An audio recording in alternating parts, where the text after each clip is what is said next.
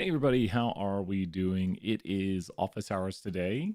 So let's get started here. We have some people watching. If you have a question, let me know. My levels seem to be a little bit high there. But if you have a question, let me know. We can get started here. I know 320 has an assignment coming due. And 201, we did a bunch of randomness yesterday. We got randomness everywhere. So if you have a question, let me know. We can start working on that question. I might hop over here. Let's hop over to the main screen. Let's do it. It's Wacky Wednesdays. Let's do this. Wednesday already? Oh my gosh, another week almost done. Let's do this. So here we are on the main screen. I'm going to move there we go. Perfect. So with this, let's go ahead and talk about the regression model. We are live. If you're here, say hey. Mubot's in the chat as per usual. Mubot, what do you have to say to us? What are you doing, Mubot?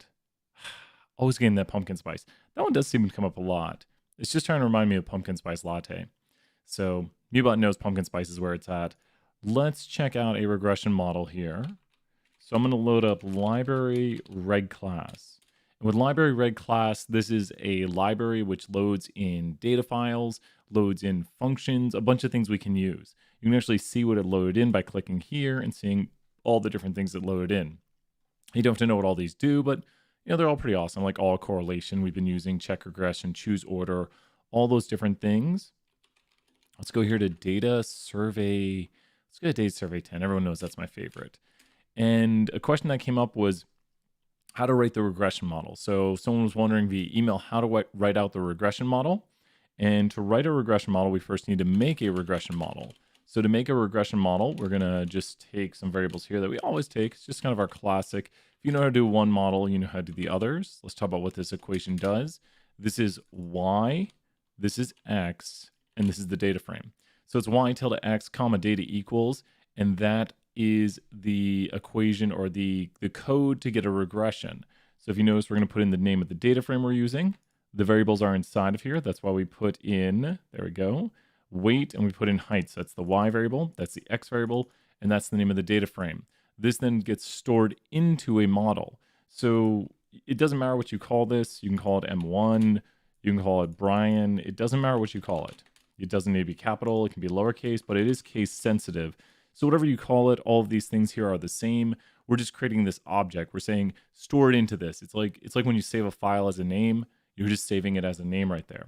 So that's all we're doing. I like to call it M. Let's clear the environment so we don't have all that stuff up there. And there we go. So we just cleared it. And now we only have the things we actually want to look at. So we understand what storing does. It's very important. Just left arrowing into an object. So what we can do right now is we can look at this. So we're looking at the model right here with a summary of it. And perfect. Let's go right here. You can see the code there to make the model. There's the code to make the model.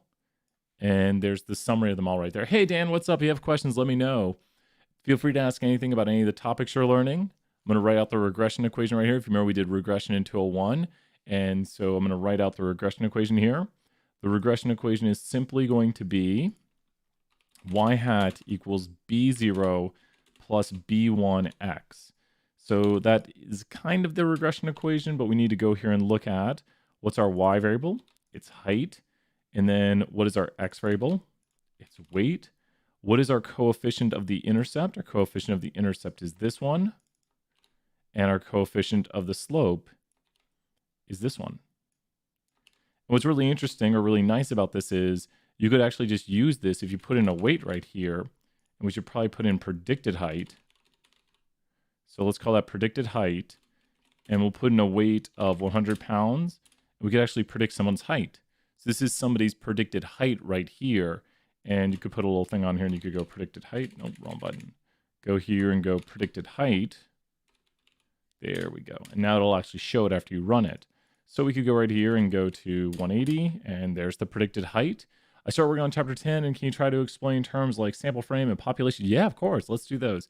So those are key concepts. And so this first part of this video right here, and don't worry, we just finished it, is how to write out the regression equation. And what we're going for is simply this right here, that the predicted height, which is what we're trying to predict height, is the intercept coefficient, there's the intercept coefficient, plus the slope coefficient, times the variable that is in the slope, which is the x variable. So you can see the equation right here in its general format, and you can see the equation right here in its complete kind of context format. The context format is key. Dan, great question right there. We're going to be covering this today, so I'm sure Tool One's going to be very happy to see this. So the key concept you asked about was the population versus the sample frame versus the sample. So I like to think about it as you go down from population to sample frame to sample. So remember it in that order. You have population, who will write them down. Population, I'll make it bigger in a second. Sample frame, and then sample. So why do I like to go down in this order? Let's take a look. So the population is going to be everything you're interested in. So every person or thing of interest. So this is everything you want to understand. Sample frame is going to be every person or thing you have access to. No period. And then every or thing you have data on. So it goes down further each time. Let's do some color coding here. Let's go red, and then let's go here blue, and then we'll go black. Okay, so the population is going to be, if I were to have these red dots everywhere, these red dots everywhere, this is everything I'm interested in, these red dots. I might be able to change the pens back to normal here. You know what?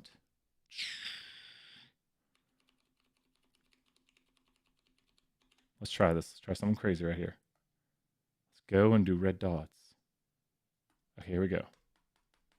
The pens work again. Oh no, it's kind of doing it.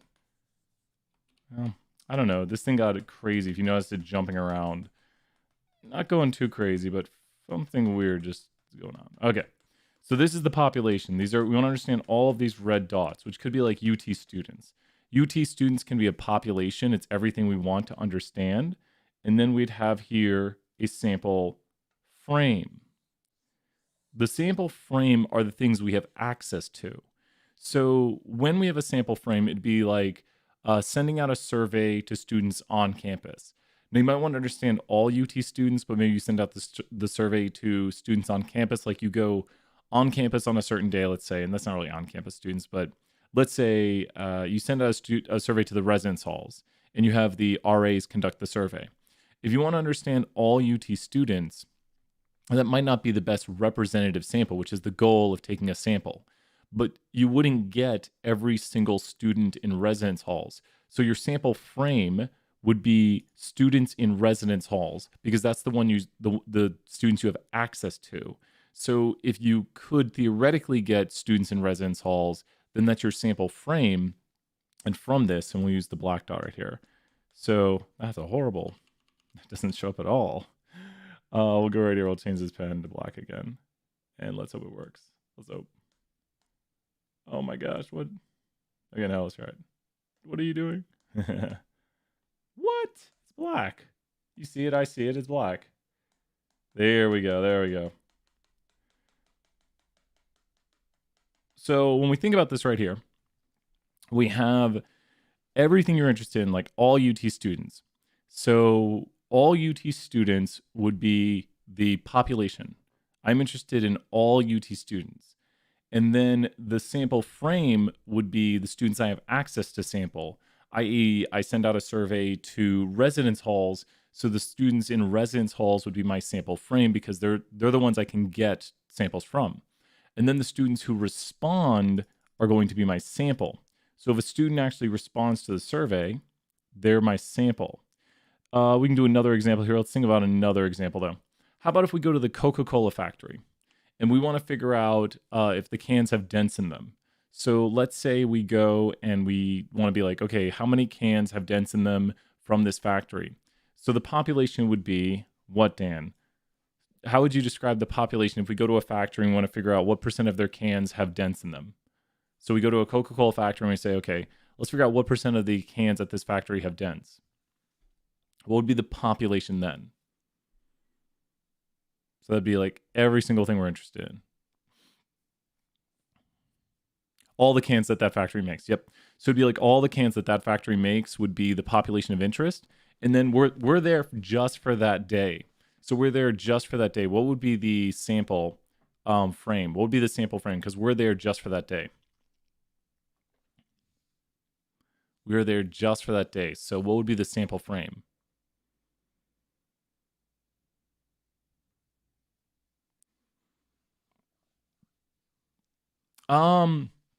Since we're there just for that day, the sample frame is probably going to be all cans produced that day.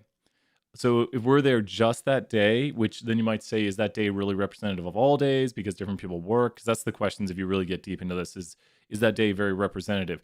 So the sample frame would be the cans that we could theoretically sample when we take a sample. Does that make sense? The sample frame are the cans that we could theoretically get. The sample frame is more theoretical. It's anything you could possibly get.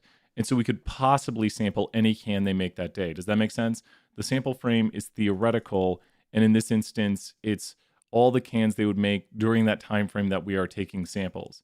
So if we're there for one day, the sample frame would be all the cans that were made that day would be our sample frame because we could have theoretically sampled any of those cans. And then the sample would be, let's say we take a sample of 500, the sample would be the 500 cans we take as a sample. So each one can progressively get smaller. There is one instance when it doesn't get smaller. What is the one instance when your population would be your sample frame and it would be your sample? What is the one instance when none of this gets smaller and you actually take the whole population because you have access to them? It would be it's so funny when I started teaching, we had just done the 2010 census. And I'm like, the census, every 10 years, 2020, best year ever. Ha ha ha ha ha ha. Not. But if you have a census, you would actually take the whole population. You would just sample everything. So with a census, you take the whole population. So your population, you would have access to everybody, and then you would have a observation for everybody. Does this make more sense, Dan? We can do another example too if you want. Just going through the difference between a population, a sample frame, and a sample. But just kind of think of it usually decreasing in size. So I cannot write. But once again, if there's a genie, number one wish is asking for good handwriting. So it generally gets smaller. Systematic sample. Yeah, let's do those. So the different sampling methods we have, we'll write all of them down right here. We have here a simple random sample, systematic. We have here, my brain's just blanking for half a second here, cluster sampling, and why can't I not think of the other one? Stratified. And then there's multi-stage. Oh, I know what I'm missing, but it's not a good one.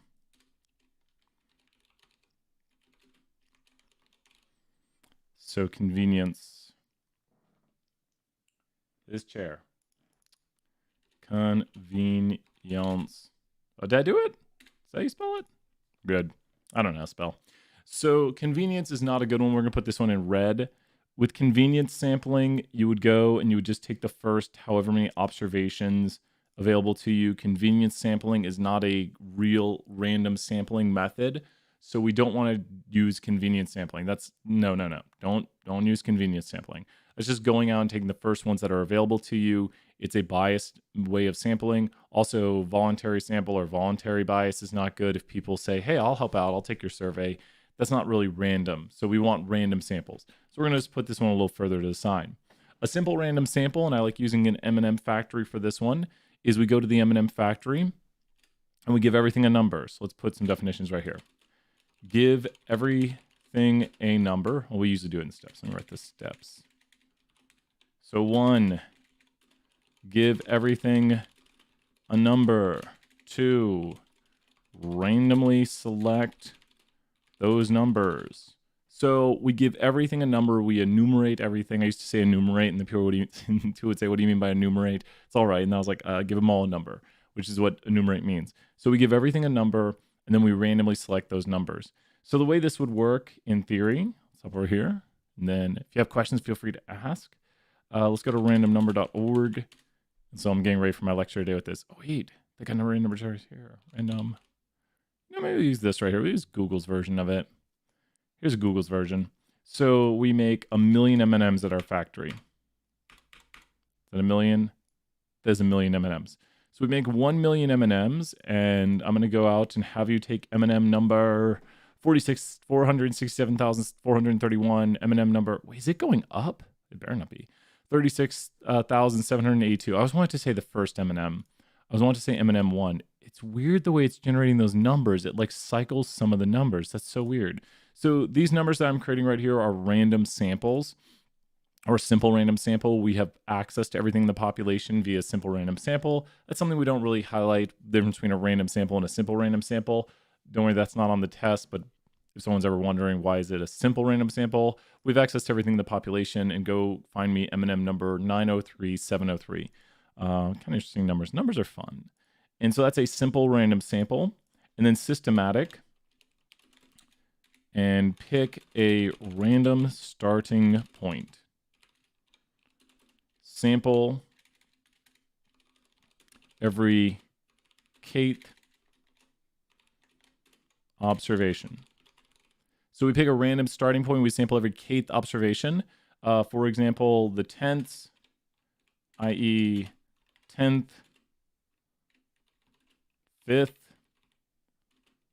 50th, doesn't matter. So with systematic, what you would do is you go back to your random number generator, right over here, and you would start at this point right here, and you'd sample every 100th M&M. Why 100th?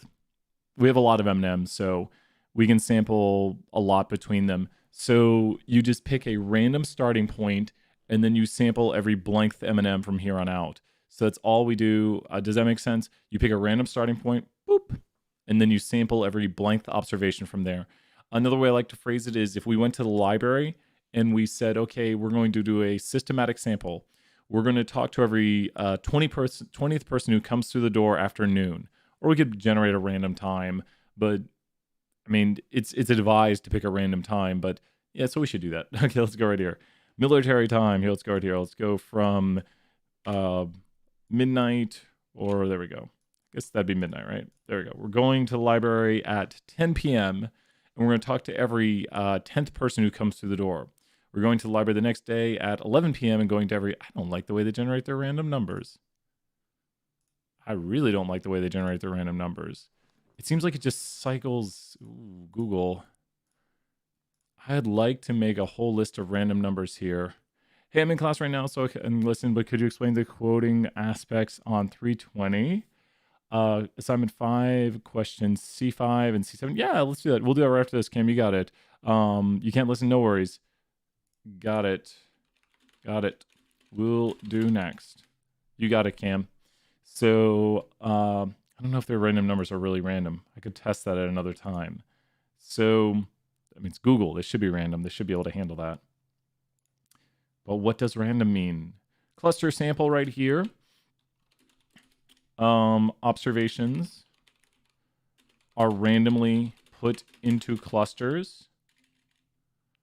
Randomly put into random clusters. What does that mean? I'll explain in a moment. Put into random clusters and then select clusters via random sample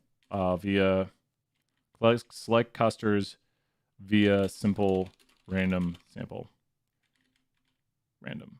So just trying to keep it short so it's available on the screen. So you put things into clusters randomly, and what's a cluster? It's just a group of objects. So when you put things into clusters randomly, it's like making a 6-pack of Coca-Cola. You don't purposely put the dented cans into one 6-pack. So let's say the machine has an error where it's denting the cans randomly. So then a cluster of 6-pack of Coca-Cola would be cluster sampling. And how would we get these clusters? Well, let's say our company makes 10,000 6-packs of Cola-Cola. So we'd say, okay, go grab 6-pack 1,652. Go grab 6-pack 8,497.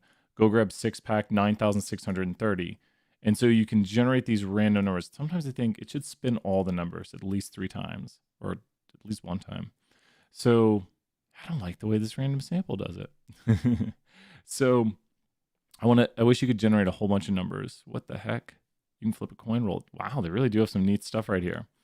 So never checked this out before, and I was like, let's use this one for the fun of it right now. So with cluster sampling, it kind of saves time. because you're going to get clusters. So you're going to get 6 samples for the price of choosing one random number to sample. So another way to cluster sample is with like donuts. You can say get a 12 pack, get a box of 12 donuts. How could we cluster sample students? A cluster of students might be a what? And you'd maybe argue, is it completely random? Maybe, but what would be a cluster of students? What would be a cluster of students? Maybe a what? What would be a cluster of students? We'll always try to think of like, what would a cluster be? Because stratified is going to change it up a little bit here. So acknowledge difference between sample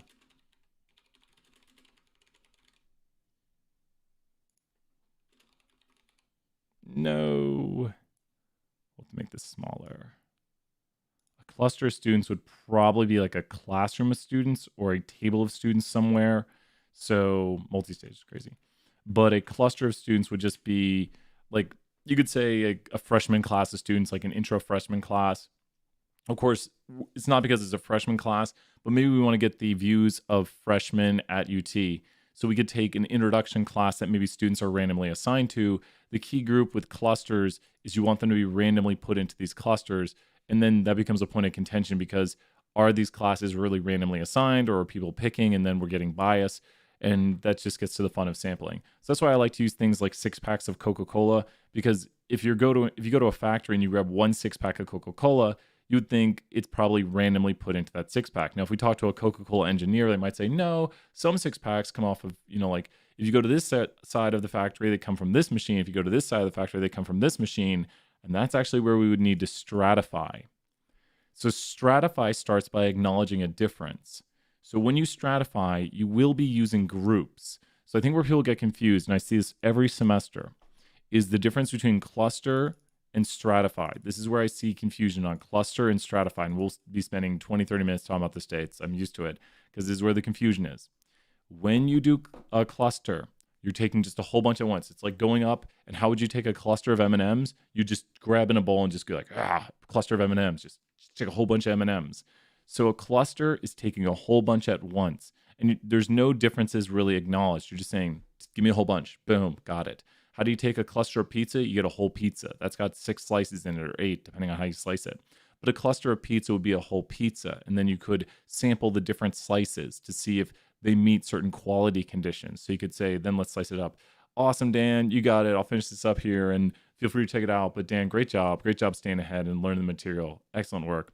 And then stratified is going to be when you actually acknowledge a difference between the groups.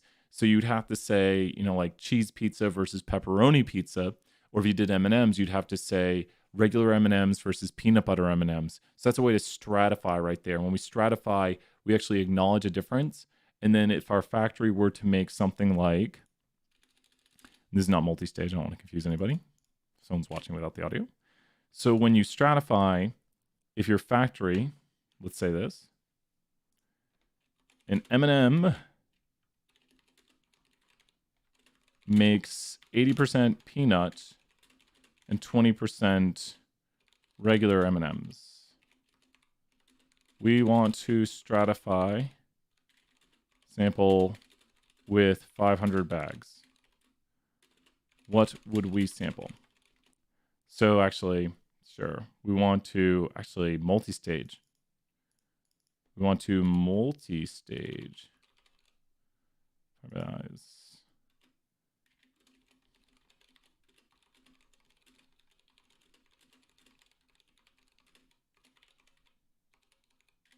It's a good question for later. What would we sample? So the bags are the clusters. So every bag we are taking, when I say just a bag of M&Ms, that's a cluster. And then the way we're stratifying here is by taking a certain amount of peanut and a certain amount of regular M&Ms. So since it's 80%, we would go 80% times 500, and that'd be 400 peanut bags. And then we do regular right here. So 20% times 500 equals 100 regular bags. And this would be the stratified. So the bags themselves are the clusters, but sampling according to the percentages is the stratified. So very important key differences right there between stratified and cluster. So hopefully that makes a lot of sense. And we have C5 and C7. Let's get the homework packet up. Let's go ahead.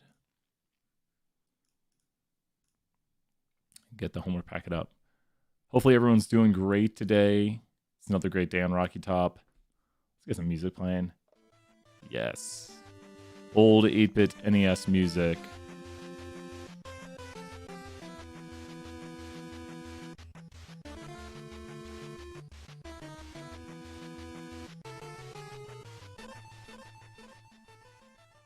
Okay, we got it up and going right here. Let's do this. And I think we're good. One more 8-bit NES music. I think it might be louder for me than for you.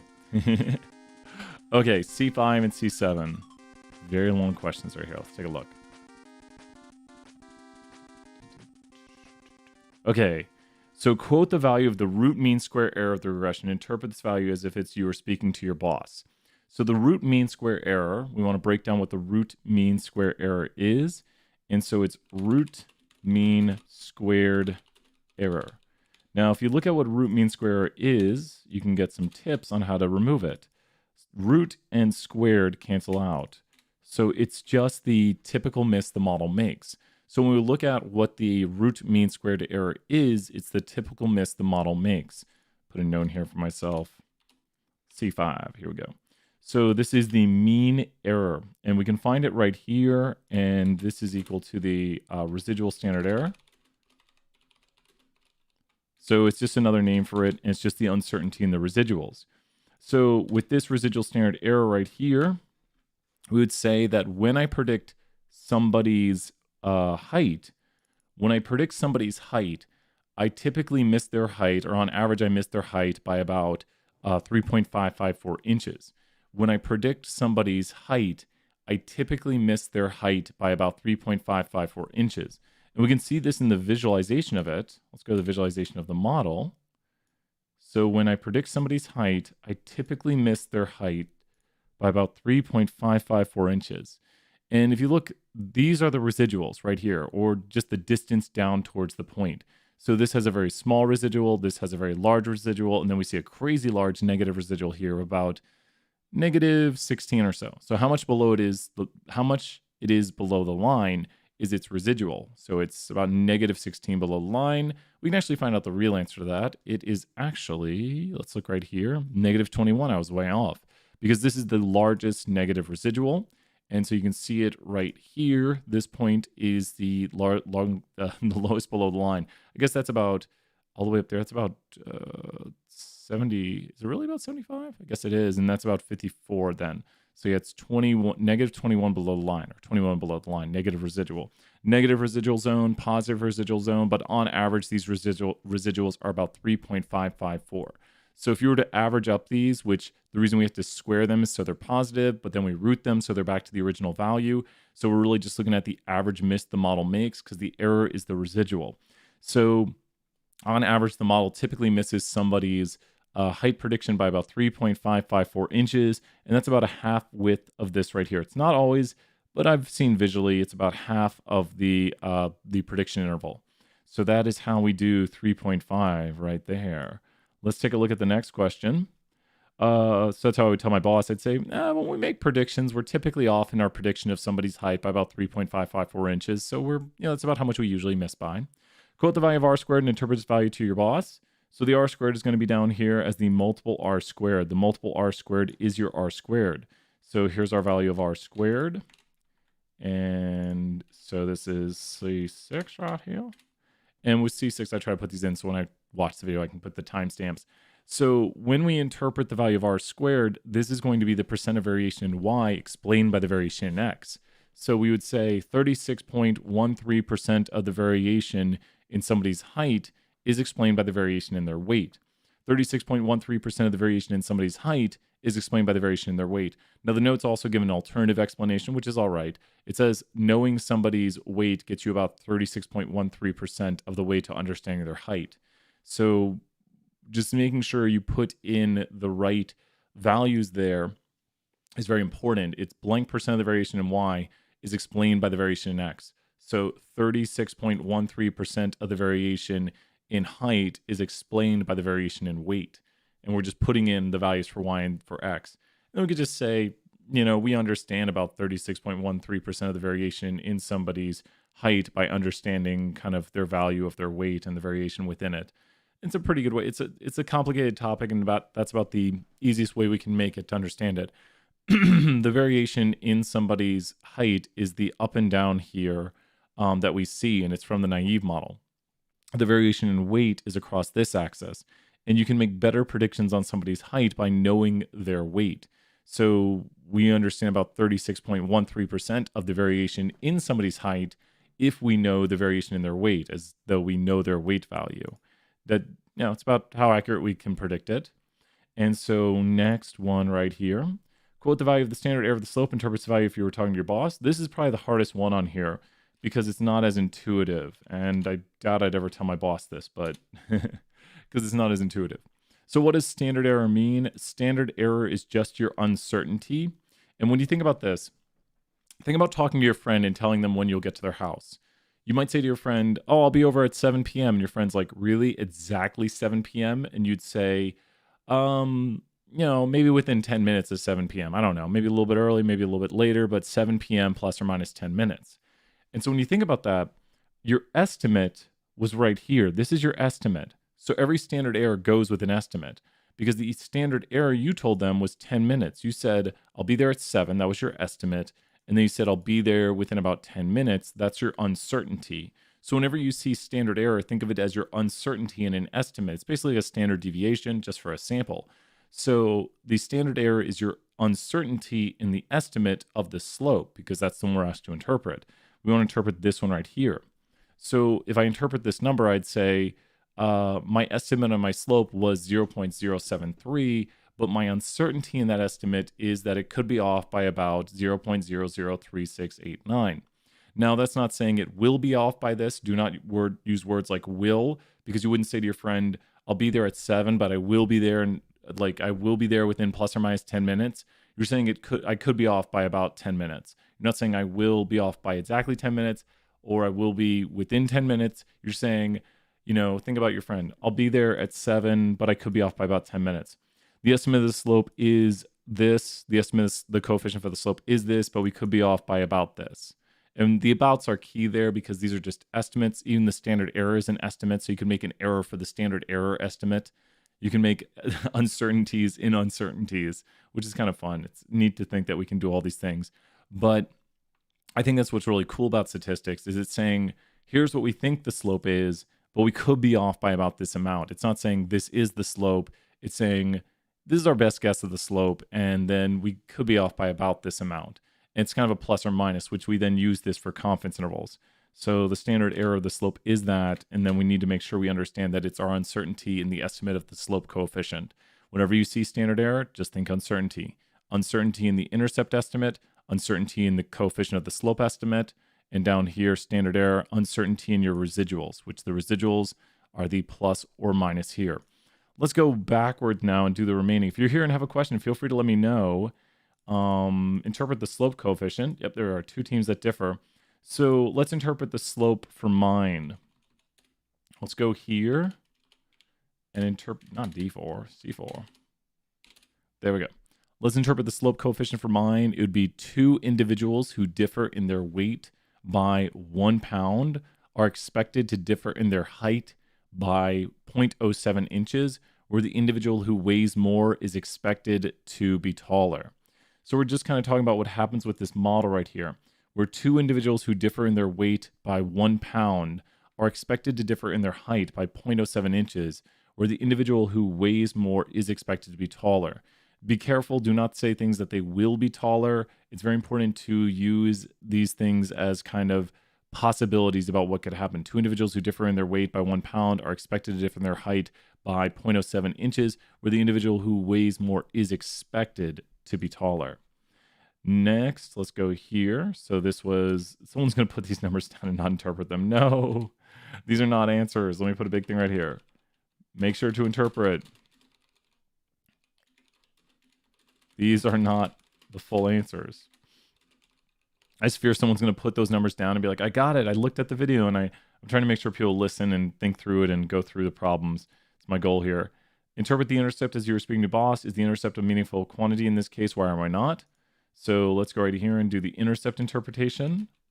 So the intercept interpretation is right here. And when we interpret the intercept, we would say among individuals or for individuals who weigh 0 pounds, and that automatically sounds crazy right there. For individuals who weigh 0 pounds, we would expect their weight, or excuse me, for individuals who weigh 0 pounds, we would expect on average for their height to be 56.34.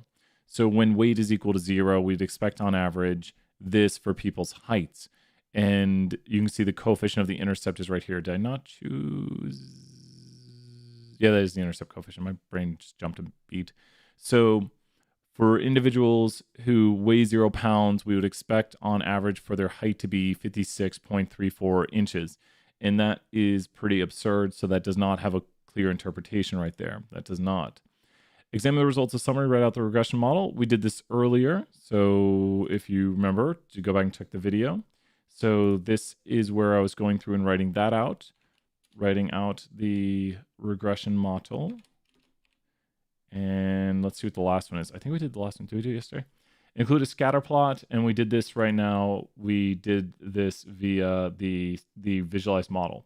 So C1 right here is going to be just the visualize model. And so that'll visualize your model right here. For some reason, the legend box, it'll change sizes if you do that. So you see me do that a lot, like resizing my screen to make the graphic look better. And I think that's got it, at least for this part of it. Not too much crazy here.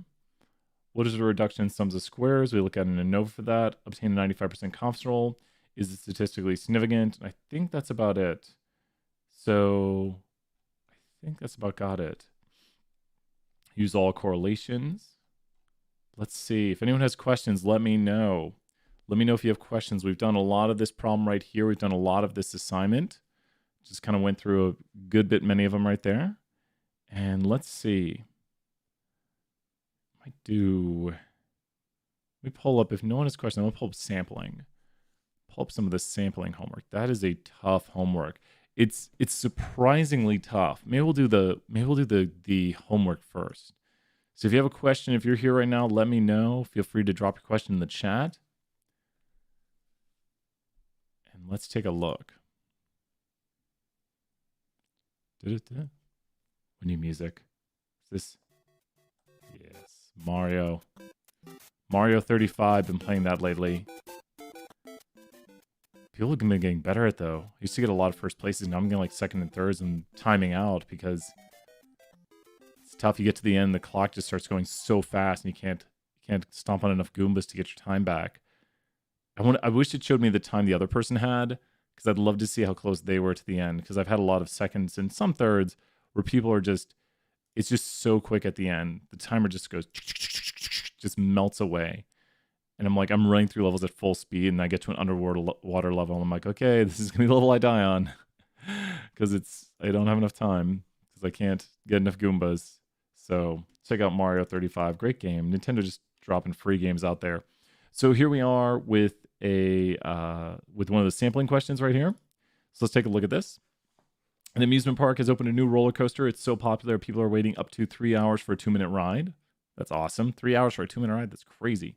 Concerned about how patrons who paid a large amount to enter the park and the rides feel about this, they survey every 20th male as they exit the park. So this is going to have some bias because they're only surveying the males. They're surveying people who exit the park, so that's not really people who are going to ride the roller coaster, because sadly I don't ride roller coasters. I'm lame like that.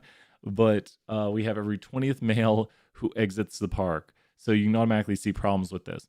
But one of the key things to note is it's every 20th. It probably won't, oh, I knew it because that's randomly generated. Things that are randomly generated, you can't highlight, so that's not random. And so it's going to be a systematic sample. And a systematic sample, if we go back to our definitions again, our definitions are right here. And pick a random starting point, which they don't really illustrate in this one. They should say at a random time they start doing that. And they're sampling every kth observation, which the K is the whole part of it. So that's the real key thing about systematic. And so it would be systematic. Awesome. What is the sample frame? So it's definitely got to include the males. So it looks like that right there. Wait. All males who go to amusement parks. Nope. All the male patrons of the park. So it'd probably be this one right here. A little bit tough between these two. But do we have access to all the males who go to amusement parks? We only have access to all the males who are currently at our park. So the sample frame is every person or thing you have access to. So we have access to the males at our park. We could currently sample any male at our park, and that is correct. We don't have access to every male who goes to amusement parks. That'd be a much, much, much larger, and sometimes they change to female, so that's why it's random. Is the sample frame likely to be representative of the population? And representative is a huge thing right here. We want representative samples. That way we can understand the population. So you take a sample to understand the population, and the answer definitely here is going to be no. No. And no, the sample is not likely to be representative of those who wait in line for the roller coaster. Let's double check. Actually, it's going to be of the park, right? Let's double check. An amusement park has a new roller coaster. It's so popular. Concerned about patrons who paid to enter the park. They care about people who enter the park. So you have to be careful right here. We're not concerned about people who wait in line for the roller coaster because maybe, you might think, well, aren't we? Because they're waiting in line for the roller coaster. We're concerned about everyone who enters our park and how they feel about this large line. The people who are waiting in line would also not be representative of everyone in the park because they're opting to wait in line. So if you go to the line and survey people in the line, they might be like, oh yeah, I'm cool with this. But then people walk by the line and they say, I don't want to wait in that line 3 hours. So our concern right here is going to be the people who enter the park, and thus they are the population we're interested in. We want to know, how does everybody who comes to our amusement park feel about this line, thus making them the population of interest. And that's just another way of saying population. So you could put of interest right here. It's just redundant. This is not needed, but we'll highlight it right here. It's just extra. We'll highlight, it'd be better to highlight population because that's all we really are talking about here is not the population of interest, but the population. And of interest just means what you care about. Sometimes they call the parameter of interest too, for what you care about learning about them. What members of the population of interest are omitted? Female patrons or non-male patrons. So because, there we go, I think that'll be right. There we go. And that's got it. One question down on the homework. Examine each of the following scenarios for possible bias. If you think the question is biased, indicate a proper or better question. Should companies that promote teen smoking be liable to help pay costs for costs of cancer institutions? And yeah, I'd say it's biased towards yes. So the question is biased towards yes because pay for the cost. A better question might be, should companies that promote teen smoking be responsible for their actions? The question is biased towards yes because the wording promote teen smoking. A better question may be, should companies be responsible to help? Yeah. So they're making you kind of go towards yes with the bias that question. And the reason is this question right here is like, hey, they're doing this. Do you think they should also do this? What we care about is, should companies be responsible for paying for cancer institutions? And then we're kind of biasing it towards it by saying, well, because of this, do you think they should do this? It's some bias. I guess you could break it into two questions. Maybe you should say, when does a company have social responsibility, or should companies ever have social responsibility based on what they promote? And I think that's a better way for someone to analyze it. Should a company ever have a responsibility based on what they promote and to like help society? And then you could ask people fairly the question, but you could say, because the company's doing this, I think it's got some bias. The next one's even worse usually. Given 16-year-olds are old enough to drive, is it fair to set the gambling age to 18? Did they change it to gambling? They used to say drinking. So can you not gamble at 18? I think you could gamble at 18. How old do you have to be to gamble? 21? Is everything 21 these days? So the question is, the whole point here is it fair? And then you shouldn't even ask, since 16-year-olds are old enough to drive. You should just say, what should the gambling age be? That is all you're trying to ask. You're just trying to ask, what should the gambling age be? So, and be careful, it says, is it fair? So you want to say, no, that's not fair. So all you're trying to ask is, do you think the gambling age should be set to 18? And I think that's right. Good. So much to read right there. I just checked one and I was like, that looks right. So this one right here, a business magazine mailed a question to the chief financial officers of all top 200 profitable companies and received responses from 8% of them. Those responded reported that the surveys did not intrude significantly on their workday. That was the question of interest to them. So the population is going to be all the chief financial officers of the 200 profitable companies, because that's who they are interested in understanding. They want to understand the characteristics of them. The population parameter is what they want to know. So let's put that in our notes right here. So the population parameter, let's put it up here. Population parameter, what we are measuring. So what we want to understand, what we want to understand. So the population parameter is what we want to understand. Our sample will give us an estimate of it. Smaller. So the population parameter we asked them, or the thing we wanted to understand was, did these surveys not intrude on their workday? The proportion of officers who don't feel that the surveys intruded on their workday. I hate this question. So because they did not feel it intrude on their workday. So we're trying to see, did it not intrude on their workday? The survey is about, did this survey intrude on your workday? I always hate that question. The sample frame is going to be the people we have access to. Now, the people we have access to, I believe, is going to be all top 200 profitable companies. And so we sent it to did we send it to the CFOs? Yeah, CFOs. So the list of CFOs at the top 200 profitable companies, and we don't have access to all the CFOs. We don't have access to everyone who works at the company. We don't have access to all the positions. So it's the CFOs who work at the company. This is the people we have access to samples. So the sample frame is everyone we could have sampled. There we go.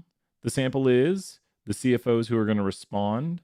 So the 8% who responded and received responses from 8% of them. So 16 wrote back to us. So the 8% who respond are our sample, and those are the people who actually talk to us. That's our sample. And next we have the sampling method included. I hate these ones. The sampling method included whether or not randomization was employed. It's definitely not random. So C is wrong. And D is wrong. It's not random. Non-specified, questionnaire mailed to all, non-random. That looks to be right. It looks to be B. It's just they're just trying to they didn't randomly do it. Yeah. There's no real randomness to this. There's no random method that we talked about. So the reason this question is hard, and you should just kind of notice, it fits none of these characteristics. It was just kind of an attempt to talk to everybody. They didn't randomly do it. So there was no real random method employed right here, which we have on this screen. Right now I have all the random methods we taught about in this class. None of these were employed. So, yeah, deployed. I don't know. Any potential sources of bias you could see right here? You see, let's see, undercoverage bias, since only CFOs, nah. Convenience sampling is possible. Non-response, I'd say. Since CFOs who feel the surveys intrude on their workday are less likely to respond, and that was the question they asked, so it's non-response. They're asking a question, does this intrude? So if it does intrude, people are less likely to respond. To find the public's view on pollution, researchers waited outside a car dealership they had randomly selected from a list of such establishments. They stopped every 20th person who came out of the dealership and asked whether he or she thought pollution was a serious problem. So the population is pretty much all people, as far as I can tell. All people that go to car dealerships, all people that... So to find the public's view, we should note that. To find the public's view on pollution. So it's going to be all people, because they want to find the public's view. So this right here is the only thing that indicates that the population is going to be all people. So catch that keyword right there. The population parameter of interest, which is what they want to understand about the population, is going to be the characteristic they're collecting on. And it's going to be the proportion of people who think that pollution is a serious problem. I think so. And it's weird. I hate that they do the reverse of that. Proportion of people, yep. Because they're asking them, do you think pollution is serious? The sample frame is going to be all people they have access to coming out of that dealership. So all car dealership customers, nope. They don't have access to all those people. Every 25th person leaving it, that'd be the sample. Every 25th person leaving it is the sample. People who think pollute, no.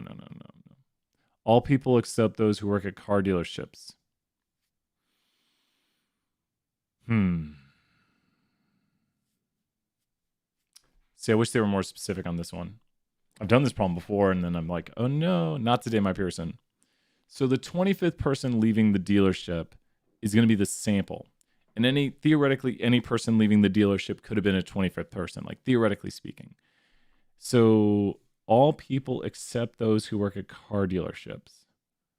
See, the problem I always hate about this one is I think, well, couldn't a person who leaves a car dealership be a person who works at a car dealership? I think it's this one. No, sample frame is a list. I know that is that.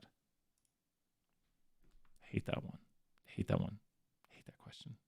So you get to see the answer here, right here, and it's a homework, so you get multiple tries at it, and you just restart the question. But I literally have the definition. I wrote it earlier. So sample frame is every person or thing you have access to. So it's anything you could theoretically sample.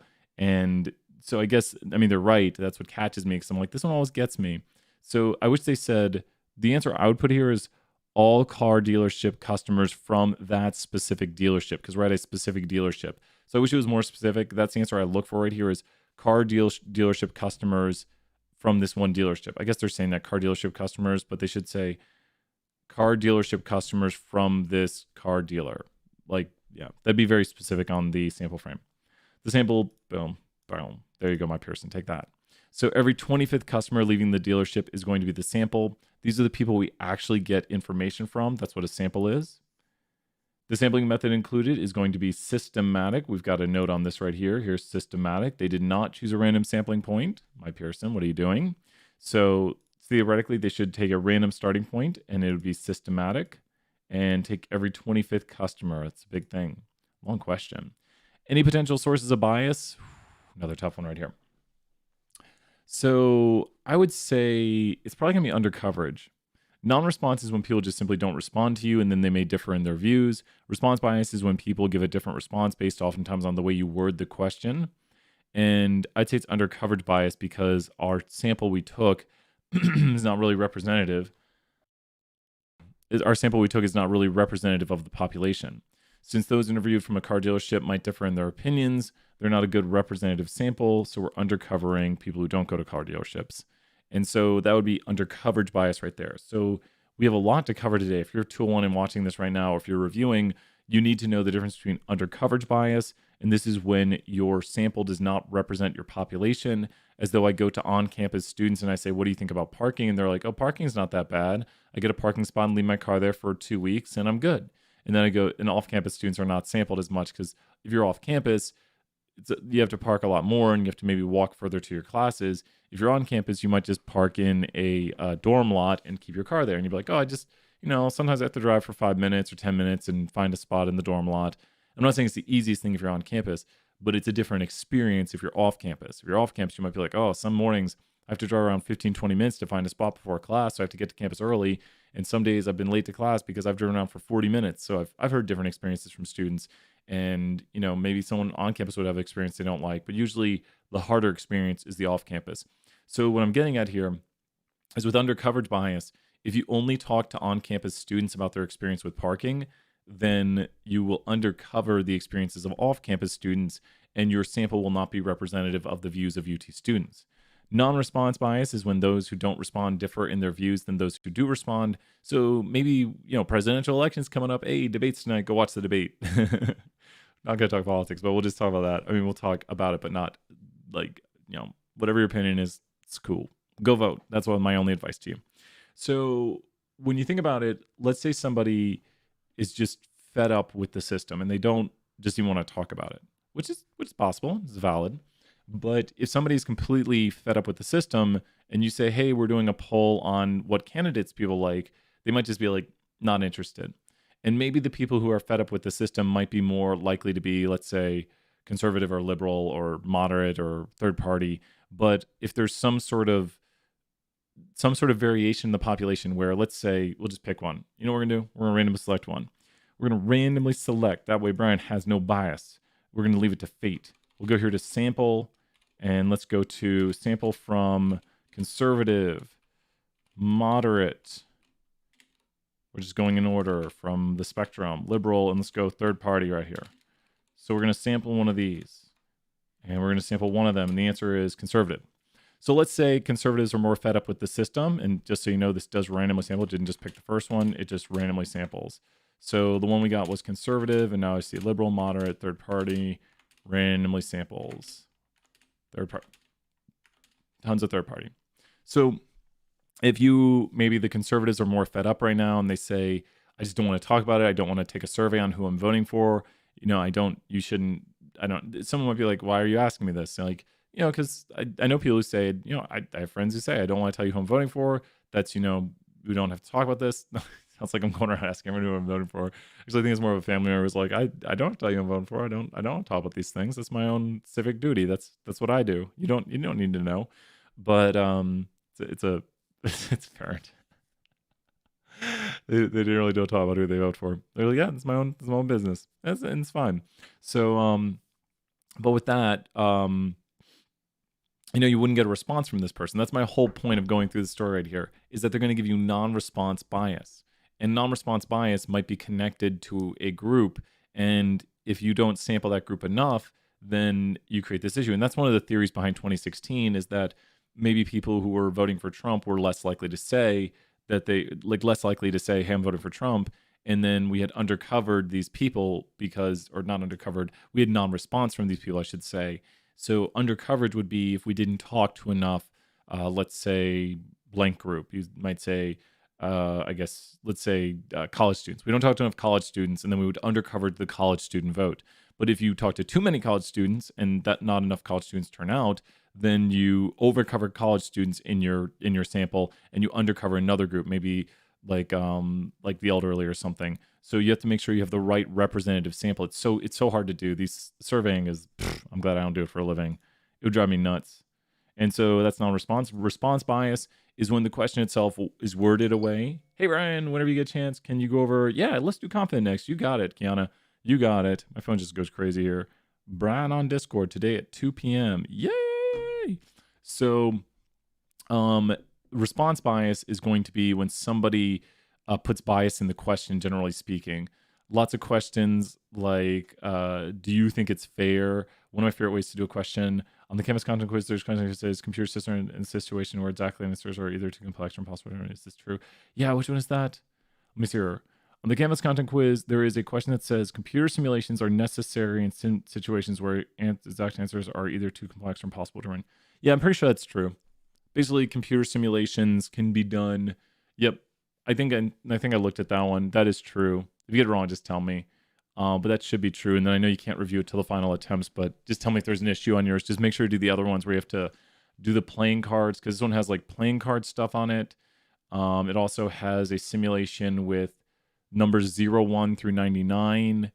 And then has the playing card ones, I believe, or the trying to get the two of each, or simulations like that. So not that bad. I think this one's pretty straightforward, but yep.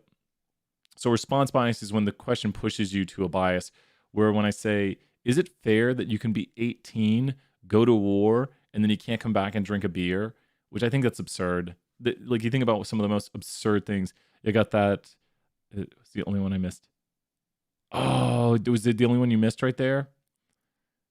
Yeah, computer simulations can do really complex stuff. Sometimes computer simulations are required.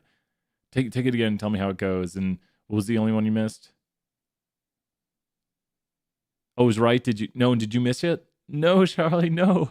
It's in the video now. The Canvas content quiz question is in the video. So we got this. We got 100 on the, we just did the randomness. We're going to go over here and we'll do confident.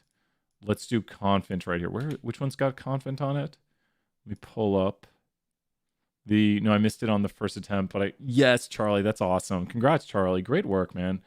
It's hopefully, what I'm hoping is a lot of people start these things early. Can you go over some of the quiz problems from Randomness? Yeah, which one would you like me to do, Morgan? Pick one out, and we will do that problem. Pick one out. Okay, here we go. It looks like this one right here, which is 1E, the longest question ever, 1E. So let's do this right here. Let's do 1E. So we're going to do what's it say on 1E again? 1E says, obtain 95% confidence interval for the slope of the regression, predict wins. Does the interval suggest that it is statistically significant?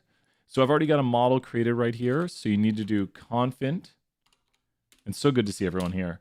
I was going through a bunch of stuff earlier. I'll mark the video, of course, later. But so always remember there are bookmarks under these videos. I think a lot of people have been utilizing those.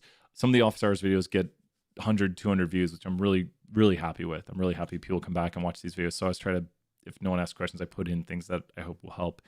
So here's a confidence interval for the regression model. Let's take a look at the regression model. We don't need to make this output again. Watch out if you are doing this. You don't want to put tons of output here. But let's review how this is created. So if you look right here, we have the estimate of the intercept, and then we have the standard error. If you were to take the estimate and go plus or minus 2 times the standard error, we'll do the plus or minus here, you would get this interval basically down here. Look at this interval right here, and look at this interval. This is a 95% confidence interval. We'll be doing something like this in 201 very soon. If you take the estimate right here and take your uncertainty and just drop it in, we don't want to do that. Take this number. There we go. There we go. You get this interval right here, basically. So this is how we are creating elementary school teacher in the poster. You bet. We can do that one next. You got it.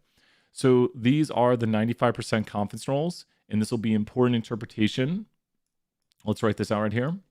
This is for 201 also. So 201, listen up. This will be something we'll be doing soon. I am blank % confident that the true blank is contained in the interval blank to blank. So what are we trying to estimate right here? We're trying to estimate the true coefficient of weight, or the true slope of the line, which is the coefficient of the weight. So I am 95% confident that the true coefficient for the slope of weight is contained in the interval 0.066 to 0.080. And so, Kiana, why is this statistically significant? Which we can check up here to see if it is statistically significant. And it is statistically significant. The coefficient of weight is statistically significant. Why in this interval do we have evidence that the coefficient of weight is statistically significant? Why would we have evidence? I'm going to bring up a graphic here, which helps show it too. You got it, Kiana. Perfect answer. Great job. 100 points right there. And if you look, these are the coefficients that are likely by random chance. Our coefficient might look small. 0.06 looks very small, but if you look at it, it's a very steep slope compared to like the units of height. I think that's what makes it very steep, is because weight's in larger units and height's in smaller units. And so this slope right here actually is a decent slope, and it's actually far away from zero. These are the slopes we would observe by random chance. This is the reduction in SSE we would observe by random, these are the reductions in SSE we would observe by random chance, which is close to 0. So in the input, the interval is found after the x variable. Let me show. This one right here. That is the interval for the coefficient of the slope. So, and if you see right here, this interval is symmetric around this number here. So there's the middle of the interval, which I've used on the test before. I've asked, if you see what I'm hovering over, this is the middle of the interval. If you average together these two numbers right here, if we take this number and this number, add them up and average them, we will obtain the coefficient of the slope because it's the middle of the interval. So I think I'm just getting confused by the way the output is formatted. Which part about it? I'll go into further detail.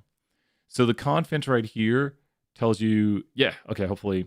So the confident is you're saying I am 95% confident the coefficient for the intercept, which is this, is contained between this and this. Do you see how this number right here is directly between these two numbers? Because you're going plus or minus on it. You're going above and below these numbers. Can I do that? Yeah, I can do that. So this number right here is between these two numbers.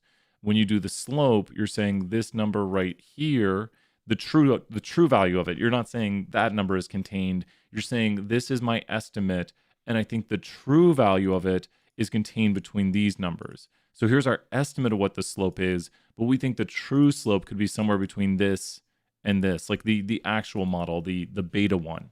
So it's the difference between beta 1 and B1, because beta 1 is the truth. So when we have our interpretation right here, I'm 95% confident that the true coefficient of the slope, we're actually talking about beta 1.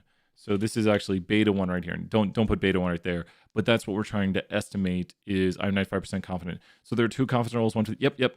because we have an estimate of what the intercept is and we have an estimate of what the slope is. So we can then say, well, what is the true slope and what is the true intercept? So you could, try to figure out the true intercept. And the true intercept, you'd be 95% confident that the true intercept is contained in the interval and this to this, because this is our estimate of the intercept. Then we think maybe the true intercept. What is this in notation right here, Kiana? This in notation would be what? What would be this value in notation? This value in notation right here wouldn't be beta 0. It would just be this. That would not be beta 0. That would be, because beta 0 is the true coefficient, and that's what we're trying to estimate, B0. Boom, Kiana, another 100 points. Great job, Kiana. So that would be B0. So this is our estimate of what the truth is, and then this interval right here tells us what we think the truth could possibly, this is our estimate of the truth, and this tells us what the truth might be. We think the truth could be between these values.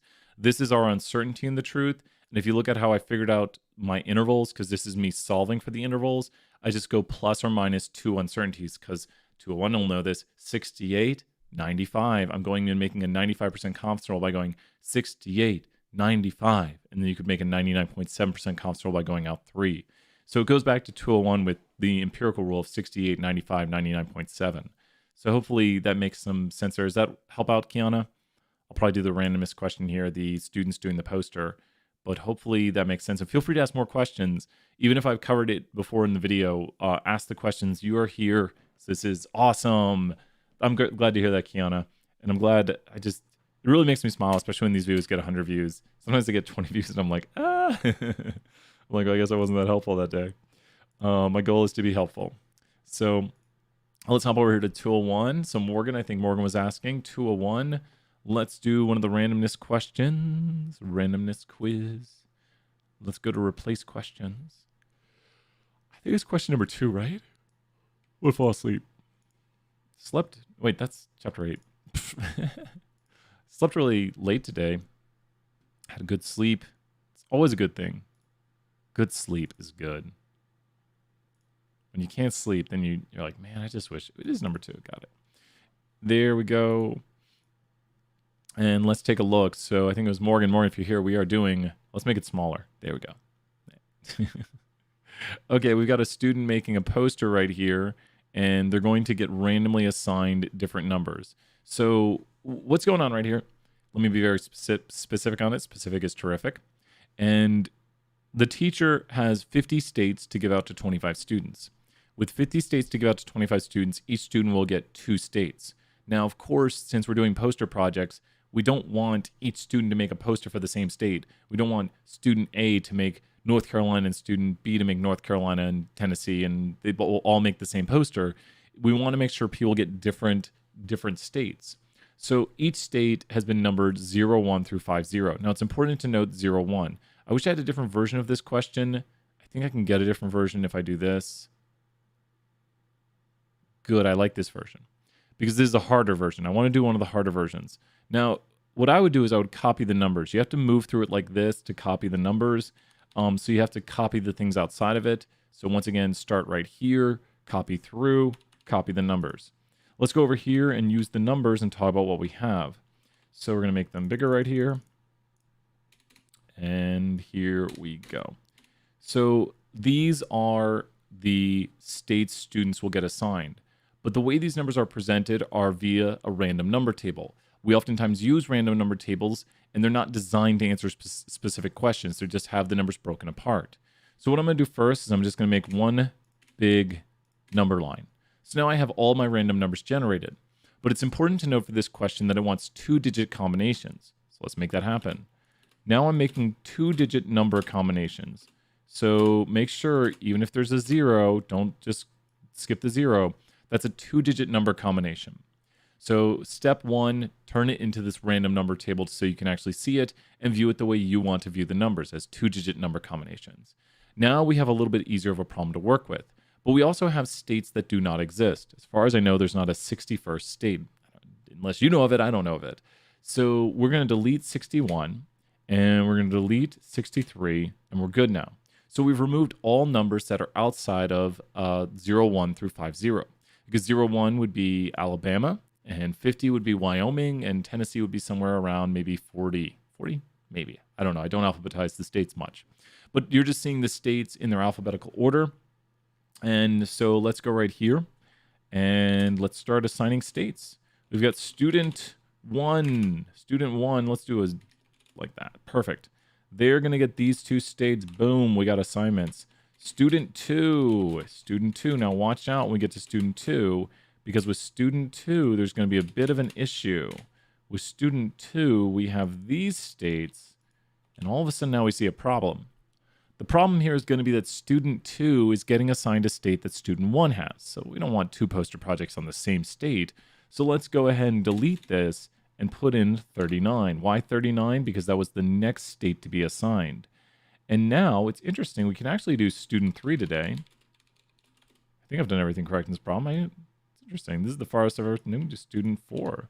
So we don't get to see all what student 4 gets, but student 4 would get state 12 at least. And the question does not go this far, but you could assign these states this way. So if you notice, we're just assigning the states based on the random numbers generated. So student 1 gets states 25 and 5. Student 2 gets state 3 and 39. Student 3 gets 19 and 20. Student 4 gets state 12. So we're just assigning the states by the random numbers. And that's got it. That is how we do it. So 25, 05, 03, 39. 25, comma, 05. What's that, right? 25, 05, 03, 39. Check the answer. We got it. So that is how we do this problem right here. It's easier when you view these as 2-digit number combinations. Trying to view it as a very large number line, much harder to view. So don't view it as a big number line. View it as individual number combinations. If anyone has any questions, let me know. Just working through these right now. And I do have all of these in yesterday's video. So if you're looking for this, maybe I'll drop it in the chat right now. But I've already bookmarked every problem from yesterday's video. So let me go to YouTube and drop that in the chat. So, but I'm more than happy right now to do any sort of problem. You're here, you're watching. So say, hey, Brian, I'm stuck on this. Can you work this problem? And yeah, just willing to help out. Yeah, yesterday's office hours. Whew. So 270 views. Yeah, people definitely used yesterday's office hours.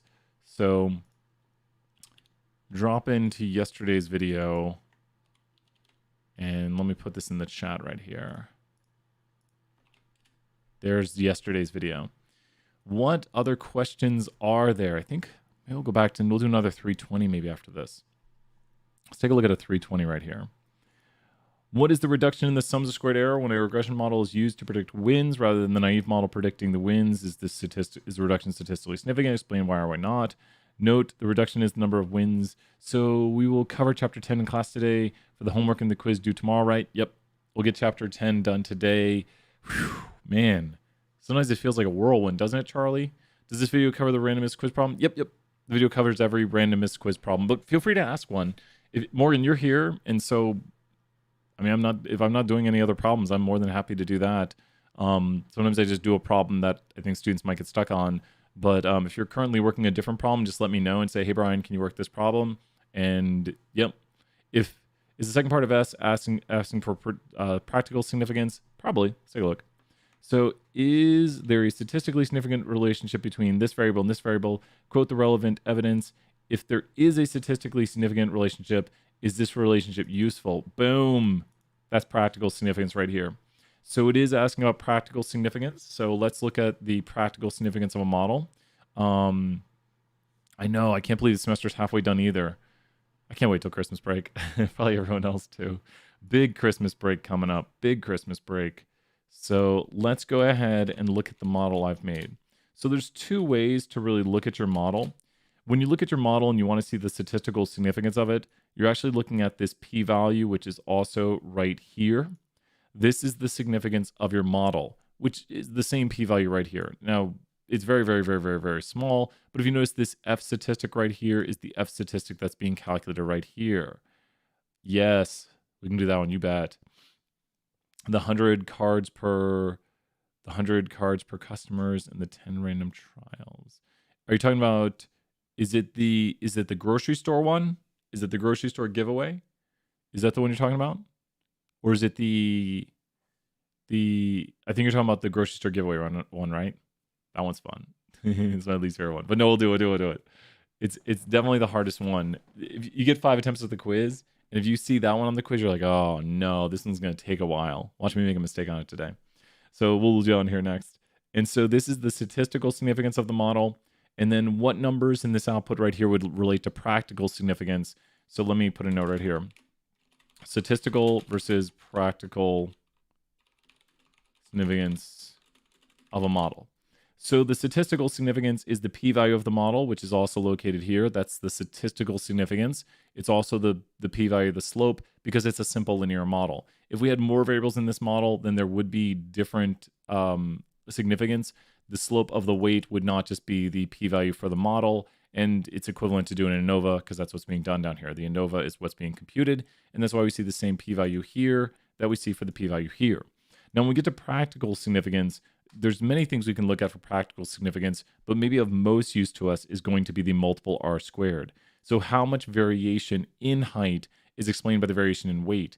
If you think about this, maybe if you're trying to figure out like a roller coaster or something, would it be important to know the weights of individuals getting on the roller coaster? Like maybe there's a height limit on the roller coaster too. I mean, it wouldn't explain all the variation, but knowing somebody's weight would also tell you stuff about their height. So you would also have like, I mean, I doubt you can be over 6 feet and be under 100 pounds. Christian Bale, I think, got to like 125. It was very skinny for the machinist. And so he was in the 120s, I think. But I guess maybe you can be right at 6 feet and be 100 pounds. But that's pretty low weight. So knowing somebody's weight does tell you information about their height, and with over a third of the information explained right here, that's how I would argue it. Knowing somebody's weight is very important to understanding their height. There's other characteristics too, like knowing their gender, knowing their other, I'm trying to think what else will explain someone's height. I guess knowing their parents' heights, knowing if they played sports. Not saying people who play sports are taller, but if you play basketball, it definitely helps. Nate Robinson totally destroys in basketball, and he's shorter. But knowing if somebody plays a certain sport might tell you information about their height. We're just saying what is associated with their height. But 36.13% of the variation is a rather large chunk of the variation. So this does seem statistically significant to me because it gets us 36.13% of the way to understanding the variation in somebody's height with just one variable. So I'd say, yes, I think that is very practically significant, and we could use that for models where we need to understand somebody's height. So that would be my explanation. Remember, practical significance is not a yes or no, and I hope the graders are. That's the only stuff I like them to be very harsh on. The big question, let's do it. Number 7. It's going to be sad if I know exactly where these are at. Nope, that's the easy one. It's 2 more back. Yes, here it is. So here's the really, really tough question. This question, not fun. No me gusta. So when we get this question right here, we're going to copy the numbers. So we're going to copy the numbers to start, and then we're going to take the numbers right here, and we're going to, I wrote a solver for this. Where's my solver for it? It's on my laptop, right? I should send myself the solver. So I might do that.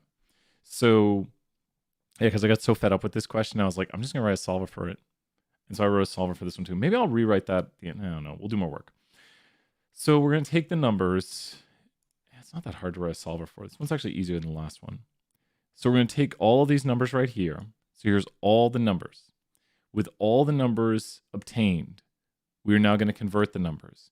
If you are on a Mac, after hitting Control F or Command F, so we just copied the numbers to a Word document, we're going to hit Control F or Command F. Yours will appear up here on the Mac, and you'll need to hit the down arrow. So your Control F will make something appear up here. You'll need to hit the down arrow, and then you'll use search like I'm using here. You'll go to find and replace, and we now need to go to the more option, and we need to match the whole word. So find only whole words. So I'm going to do this by memory right here, if I remember correctly. 0 is going to be $50. That's correct. Watch me make a mistake. 1 is going to be $50, replace all. 2 is no, I just messed up the problem. It's $20. Okay, there we go. Everything changed back. Do not follow what Brian did. It's $20 first. So replace, and 0 is going to be, I controlled Z backwards if you're wondering how I got backwards. 0 is going to be $20. I hate that it goes to the bottom. 1 is going to be $20. 2 is going to be $20. Make sure you're using whole words or else you'll start replacing things that you don't want to replace. 3 is going to be $20. 4 is going to be $20. 5 is going to be $20. 6, done this problem a few times, is going to be $50. And 7 is going to be $50. 8 is going to be $100. And 9 is going to be amazing. $200 for walking into a grocery store. Made that noise again. Why make that noise? So now we've changed all the numbers right here. Very important to notice that we've changed all the numbers. Make sure to match whole words. If you're wondering where I got what they're changed to from, the numbers are given right here on what we're changing them to. 10 cards are worth $200, 10 are worth this, da da da da da. So let 0 through 5 represent the $20, 6 through 7 represent the 50, 8 represent the 100, and 9 represent the 200. So now we have the randomly generated numbers. Now make sure when you do this, you go more than 400. Let me write this down right here. Add to more than 400. Don't go to, and I got to make this clear, more. So you want to do more than 400. We're heading to more than 400. So we'll stop when we get to more than 400. So what will this look like? 20, 120, 140, 160, 180, 200, 220, 420. And so that's more than 400. That's 90, that's 140, that's 190, that's 240, 260, 310, 330, and 430. Not 430. So we have here 100, 150, 170, 190, 210, 230, 280, and then 480. We get a new page. Awesome. 20, 40, 90, 110, 130, 150, 200, 220, 240, 290, 310, 410. 50, 70, 90, 190, 210, 230, 330, 350, 550.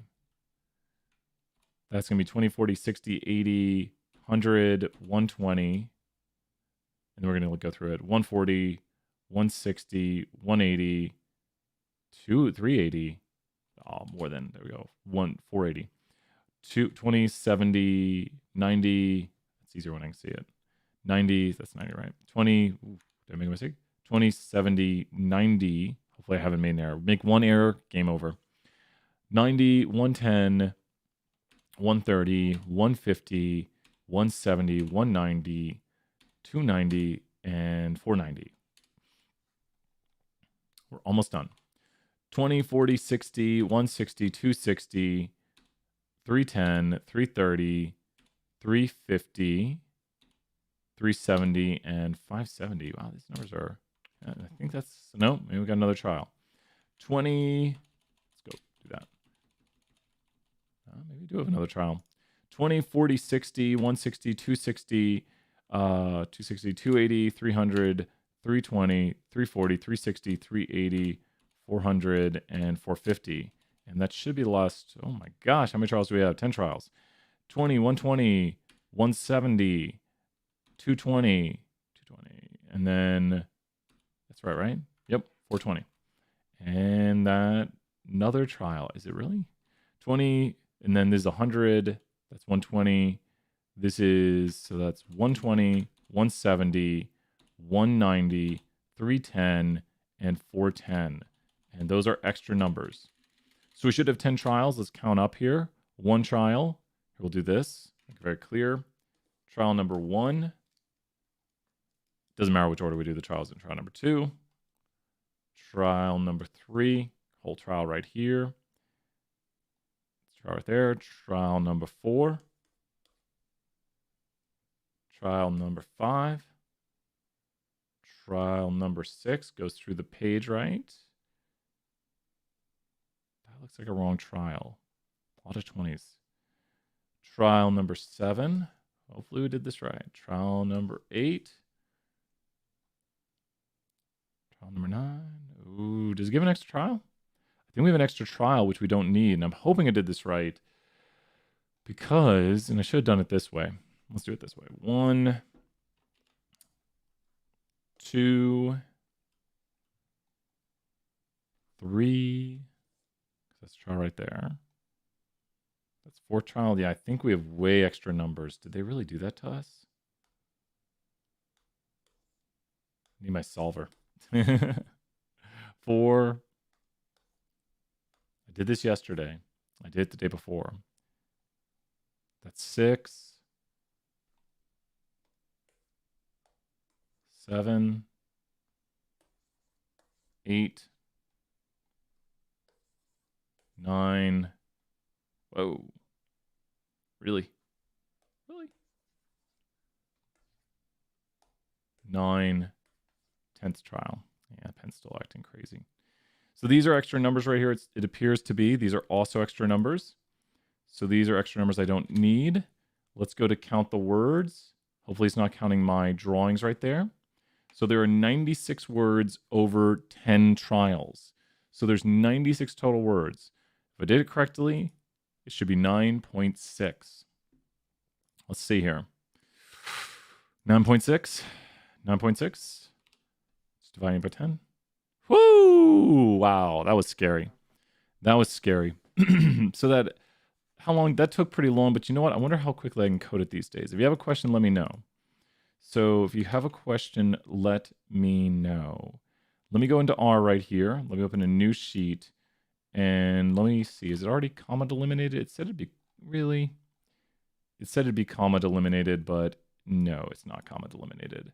But you should be able to. There's a way in R. I know of a way. There we go. That's the way to do it. Perfect. There we go. There are ways. So we're going to store all these numbers right here. I think. Oh, you're welcome, Morgan. You're welcome. It's a really tough question. So I've just stored all those numbers into R as a vector.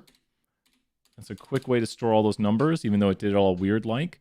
And so, awesome job, Kiana, on all those points. Almost to 3,000. Excellent work. Great job, Kiana.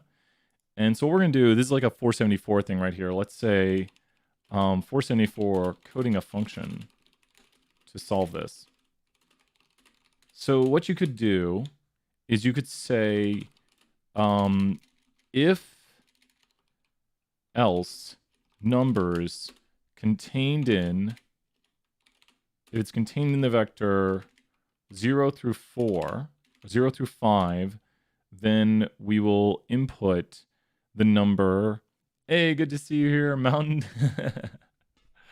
We're just doing some coding. Feel free to ask questions if you got them. So we're going to input the number here, 20, and if not, we're going to input here the number. So now we've changed all those, and let's overwrite numbers with this, because we need to overwrite numbers each time. So we are going to overwrite those, and then we're going to go, and if it's contained in the vector 6 through 7, then we'll put in 50, and if it's over, is this systematic sample like every sample, every blank person? You bet, Charlie. Let's go look at that. It is every blanked person, and I'm just recoding the numbers right here by using R to do it. So if we run this right now, all these numbers are recoded. Talk about a better way of doing it. That's why we use coding, because now I've recoded all this, and now I just need to write something to run the simulation to do it. So rather than like doing it by hand, which we just did over here, which takes a long time, I can write a simulation that does it in R, and it'll actually do all the work for me, because I'm saying, hey, recode these numbers. If the number is between 0 and 5, then report 20. If not, report the same number, and then overwrite it. So it went through and recoded the numbers each time manually by what they were. A systematic sample I have defined over here, still highlighted, is pick a random starting point. Kind of key there that you just pick a random starting point, and then you sample every kth person or observation. So it's like a system. It's like we're going to do every blank person right here. So every 5th, every 10th, every 20th. Mountain, hang around, get some points right here. Mubot, what do you have to say, Mubot? Mubot might have something to say. Mubot wants to tell us truth. Mubot knows right there. Can you explain interpreting the standard error of the slope? Yeah, perfect. Let's do that. The standard error of the slope. I have it written down. Which one was it? Let's do the summary again. So the standard error of the slope is this value right here. So when we do the standard error of the slope, so we're doing question C7. So we're doing C7 right now. C7 is this value. So Kiana, have you ever said to your friends, I'll be to your place at 7 p.m.? And so imagine if you arrive at 6:54 and your friend says, you said you'd be here at 7. You're like, well, I got here a little bit early. Or you arrive at 7:03 and they're like, you said you'd be here at 7. You're like, well, I guess it's basically 7. It's 7:03. I said I'd be here at 7. I mean, that's an estimate. So when you think about the standard error, every estimate will have with it a certain amount of what? Hey, what's up, Calzone? So good to see you. Calzone legend right here. You can always show us all the points right there. Love it, Calzone. Calzone students are like, how do I get to the next level? I'm at Platinum, but Calzone puts us all to shame. Platinum and Calzone is just destroying it at Legendary tier. So students are excited. A lot of them are at Silver tier now, and some are like, when's Gold tier? So hopefully you're going to have some students up there at the Gold tier and everything. So if you think about it, if you tell someone, I'll get there at 7 p.m., that is your estimate of a certain value. So when you say, I'll get there at 7, that's just you estimating the truth. When you actually arrive there is when you get there. That's the true value. So every estimate should have with it what? Every estimate should have with it what, Kiana?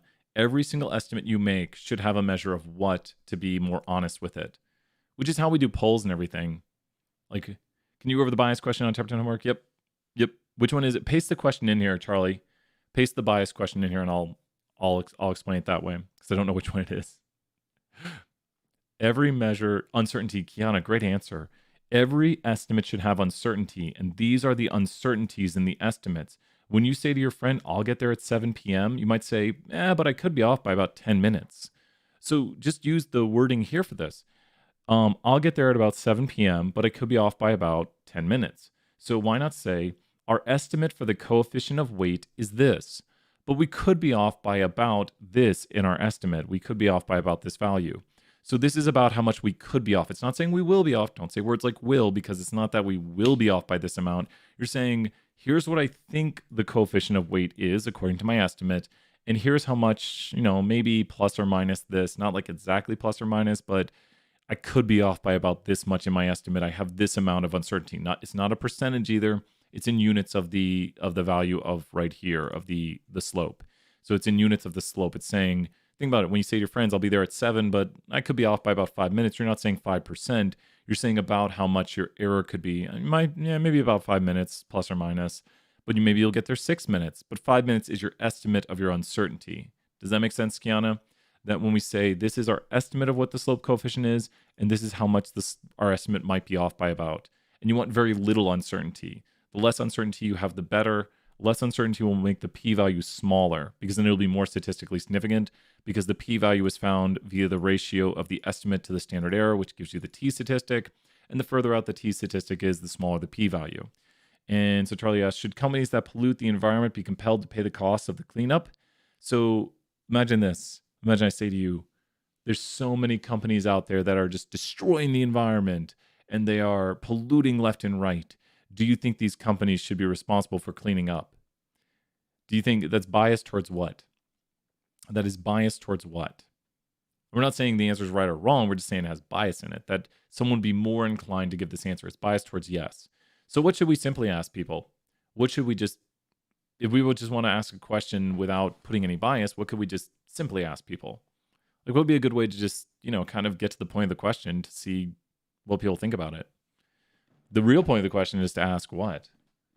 And the question has 2 yes answers, and I don't know which one. What are the 2 yes answers? So if you want to post one of them here, I'll see if one of them's good. The question is definitely biased towards yes. But then all we're trying to ask is, should companies be responsible for cleaning up the environment? And then I would say it's response bias, because the response bias is going to push somebody in a direction. So the question is going to be biased towards yes, because the whole companies are polluting is a preamble to the question of, do you think companies should be responsible for cleaning up the environment? So we could just ask, do you think companies should be responsible for cleaning up the environment? Seems to be all we're trying to figure out. and people can share their opinion. We're not trying to say, hey, companies are doing this bad thing. Do you think they should then do this thing to fix it? So the question is biased towards yes because the wording pay for the cost of cleanups. Should companies that... No, this one would be the wrong one. That one's going to be the wrong one because the wording of pollute the environment, the preamble or the starting of it's going to be the other yes question, I believe, because they're saying, hey, companies are... Oh, sorry, guys. They're saying, hey, companies are doing this bad thing. Do you think they then should rectify the situation? And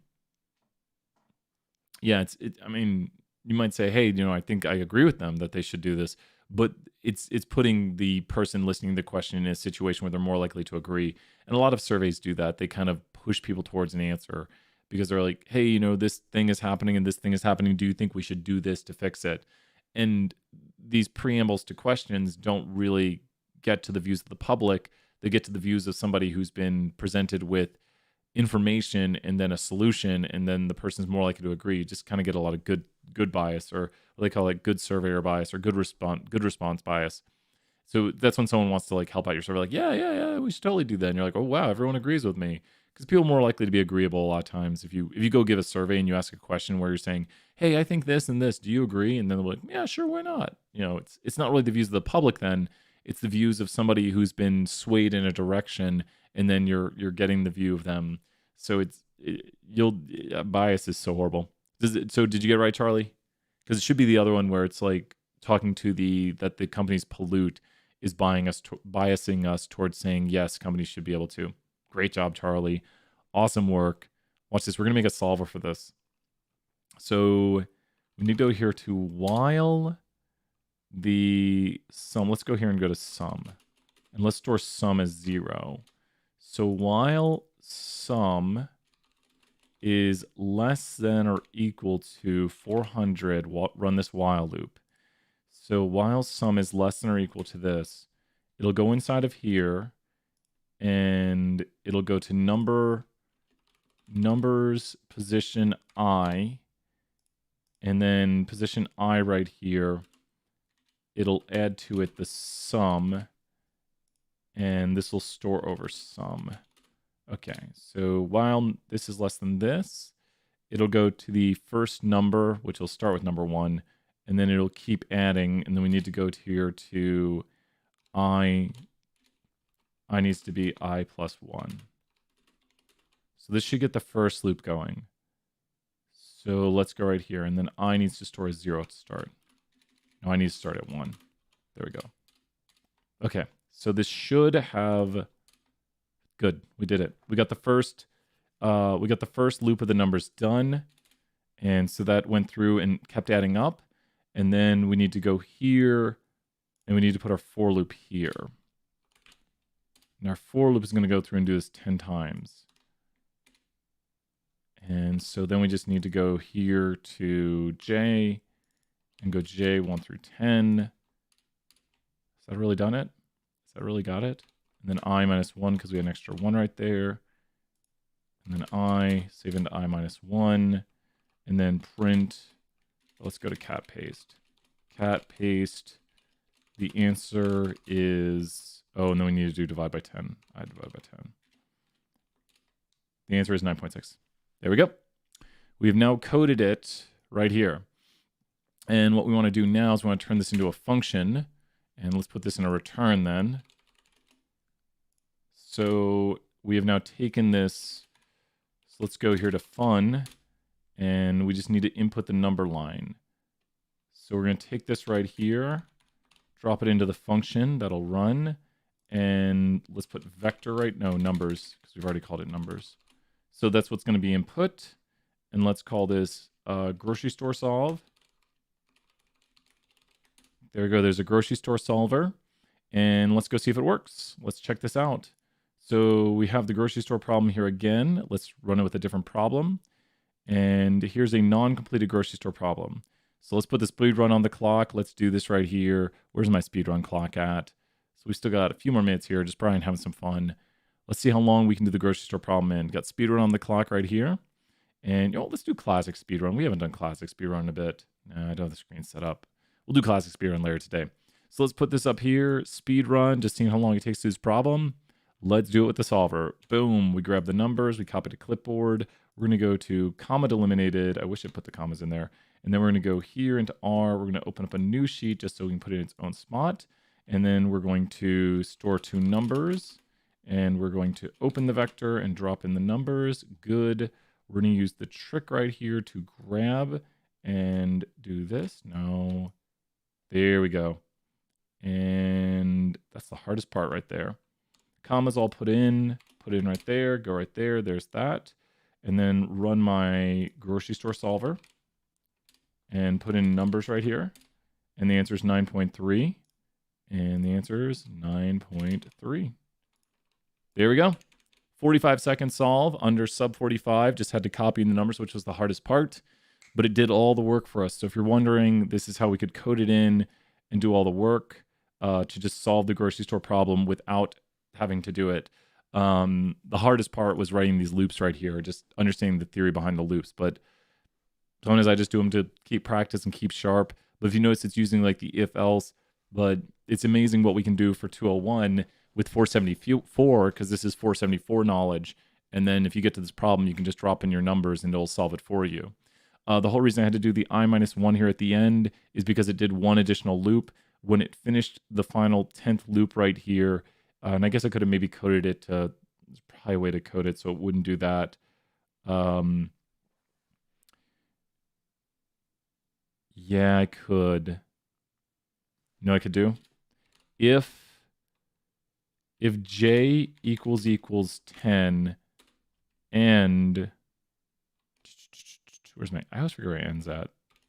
And sum is greater than 400, then break. There, it's break like that. Okay. So now I think this will, if it gets to the final loop right here, it'll break and it'll end that loop. So I think that'll do it. Oh no, I don't. I still want this. What did I delete that off? Oh, I don't delete this one off. And so this should still return. Just thinking of a way to do it without it. Should still return 9.3. If this works still, it'll still return 9.3. Can you do the question about a statistical study on chapter 10? Yeah, of course. Let's do that here next. Let's do that. Yep, still works. Cool. So this is another way of coding it right here. So it actually ends the while loop on the final one. It doesn't add it on. It asks about sending a survey to companies. You bet. Let's do that. Is it the top CEOs of companies? I think that's the one. Sending a survey to the top CEOs of companies. If that is the one, let's hop over here and do this. So let me put here top CEOs surveys. Yep, the CFOs, right? The human, maybe it changes who they send it to. Let's go over here. Let's go do the homework. And where's my Pearson? There we go, my Pearson. So we're gonna pull it up here in 2 seconds. More like a Mario time frame is what we got. Oh man, I already found it. We can listen to Mario while we're doing it. Is this one? Did I find it? Yes. There we go. Okay, let's get speedrun off the screen right here. And yes, okay. So a business magazine mailed a questionnaire to the top chief financial officers, the CFOs of 500 profitable companies. I wish it showed it was CFOs. People might be like, wait, CFOs? And we have right there, the CFOs replied. And the question they asked was, did this survey intrude on your day? So it asks first to talk about the population, the sample frame, and the population parameter. We have some notes from earlier about the population of interest and the parameter of interest. So you can call this the population parameter or parameter of interest. So it's just the parameter of interest can be called also, but really what we're just talking about is the parameter. And you could go crazy and call it the population parameter of interest, but the parameter is what we want to understand about the population. The population is all people or things we want to understand. The sample frame are the things we have access to, like the things we can actually sample. And the sample is everything that replies or gives us data. So you can see right here, your population is all of these dots. The sample frame are the things we actually can get access to. And then the sample is what we get data on. So you have to have your sample inside your sample frame, kind of key stuff right there. So when we look at this, they sent out to the 500 most profitable companies. The population would be the chief financial officers at the top 500 profitable companies, because that is the group they're interested in understanding.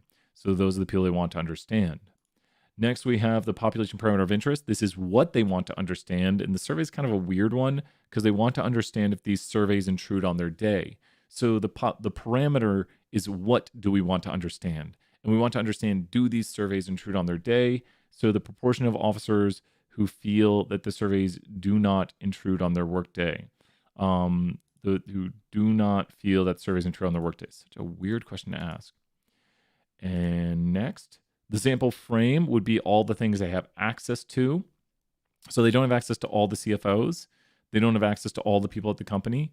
They don't have access to all positions of the top 500 companies. They only have access to the 500 CFOs, and that would be the sample frame, the things they have access to.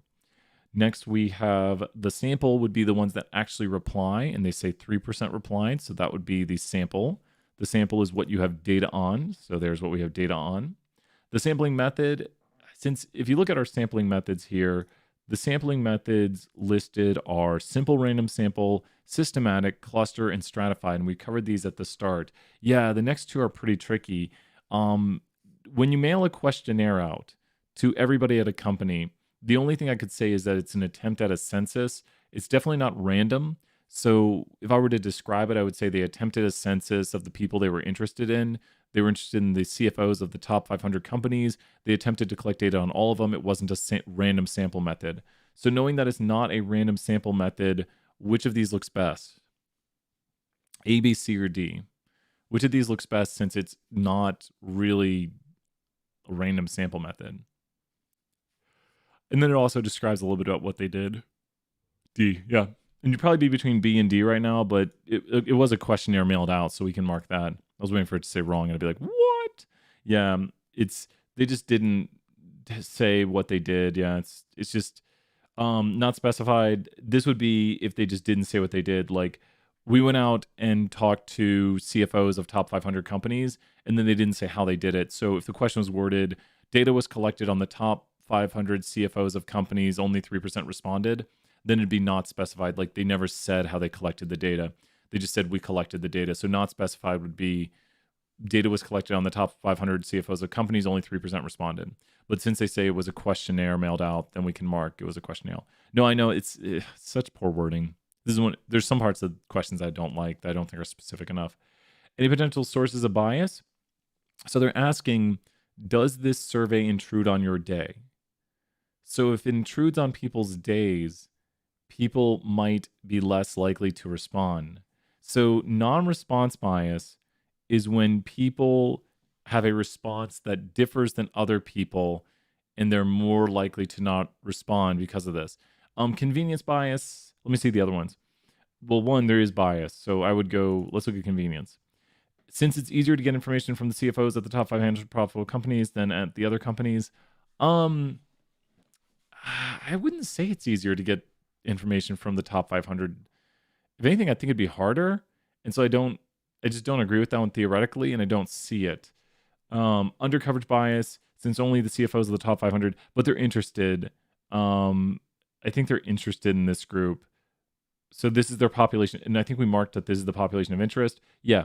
Since this is the population of interest, then they are right to go and get information from this. They have not undercovered their population because they tried to go out and get the whole population. So their interest was the CFOs at the top 500 companies. So because their interest was this cannot be under coverage because they attempted to get all of them. So you can't say they missed out on a certain group. They attempted to get everybody. So it's definitely not under coverage. So that leaves us between convenience and non-response. And non-response, I think, sounds the best because we're trying to ask them, do these intrude on your workday? And if it intrudes on their workday, they'd be less likely to respond. So did that make more sense right there, Charlie? Did that help out with that question? Hopefully. Non-response bias is when, like, if you do a political survey and you ask people, who are you voting for? And then if people are voting for a certain candidate, they might be less likely to respond. They might be like, I don't want to talk to you. Like, I don't want to tell you who I'm voting for. And maybe it's a certain candidate that has people who are less likely to respond. So then we'd get non-response bias as a problem. if you talk about undercoverage there, it'd be like going to, let's say, college Democrats or something and saying, who are you going to vote for? And they're like, oh, wow, Joe Biden's going to win because the college Democrats said so. You'd say, no, you undercovered, the people who are going to vote because one, college Democrats, obviously they are going to have some bias. And then two, college is going to have some bias. And then three, Tennessee is going to have some bias. So if you're trying to say who's going to win nationally and you go to UTK college Democrats or something, that's not a representative sample of what the election would be. So you would have massive undercoverage right there. It's a very biased sample. And not saying you can't get their information, but it'd need to be in a more holistic representative view than just this one group says this, here's what I think is going to happen. It seems like it could be a lot of those other biases, like a good sample, I feel like, represents everyone in the population. I thought, yep, that's what a good sample is. It's representative. So this one is a pretty tough one because some of them seem possible. The undercoverage right here, but remember, they only care about the top 500 CFOs right here. So since they only care about this group, yep, no, your psych class is 100% right. But they defined, and this is the tricky part about this, they defined their population of interest at the start as the chief financial officers at the top 500 companies. So since this is their population, they would not undercover by going to those individuals. Does that make sense? I think that's the trickiest part and why this one can be eliminated really quickly is because they care about the top 500 CFOs, and so they went and tried to get information about the top 500 CFOs. So that one's eliminated. This one is the one that's kind of questionable. Since it's easier to get information, yeah, if you do convenience bias, like with our who are you going to vote for bias, president VP debate tonight, that's going to be everything's interesting in 2020. But with the V's, if we were conducting a census and only did TV ads or something, yeah, if you only did TV ads, then you would only get the people who watch TV because I don't watch any TV anymore. I don't watch broadcast TV. I watch Hulu, I watch Netflix, I watch YouTube. And so if someone puts an ad on TV, I'd never see it. If someone TV ad, I'm not going to see a TV ad. I'll see stuff on YouTube. So if YouTube has an ad, I'll see that. And so, there's YouTube ads and stuff. But if they did some sort of like, hey, we're doing the census by putting a commercial on TV, dial into this. I need to see Mandalorian. Isn't that on Disney Plus? We might have access to Disney Plus. Mandalorian looks really good. We need to finish Stranger Things, Attack on Titan Season 2, which I think they might have Season 3 out, and then I heard there's final season of Attack on Titan coming out. Attack on Titan's our current anime. Yeah, Mandalorian looks really good. Really well done. Disney's, this year's been pretty good for Disney. Well, they didn't have a Marvel movie. I know, right, Mountain? I watch ads on YouTube. I'm lame like that. Watch ads. So I guess it's, yeah, if someone blocks ads, I'm totally fine with that.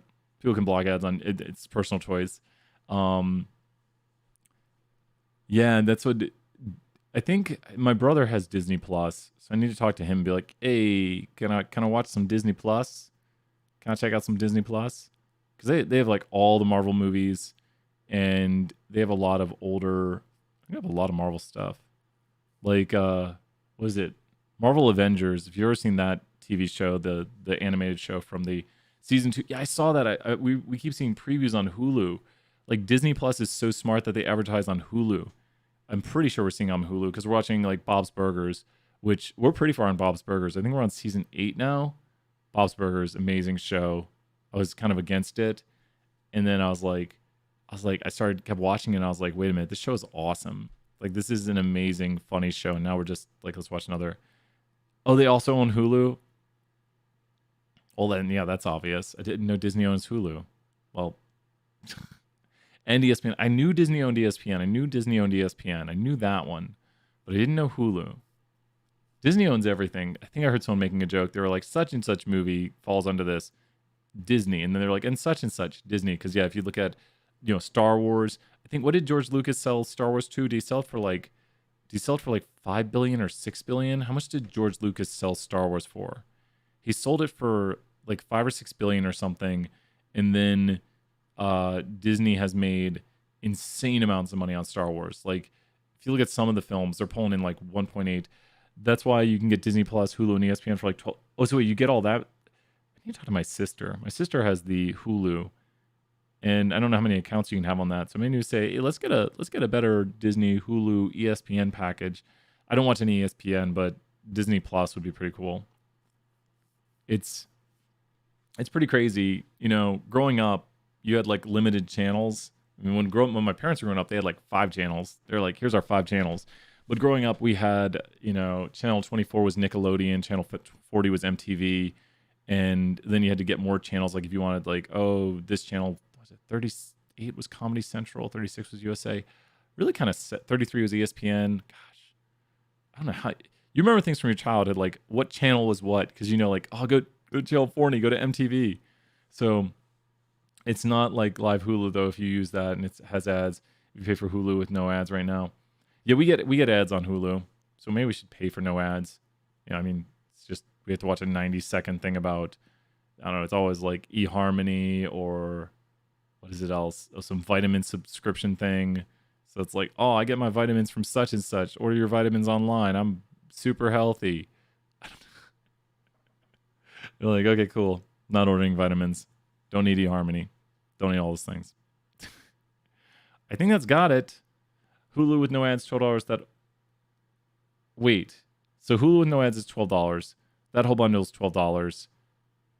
My sister must pay like $8 a month or something. I think she has like the lowest Hulu package.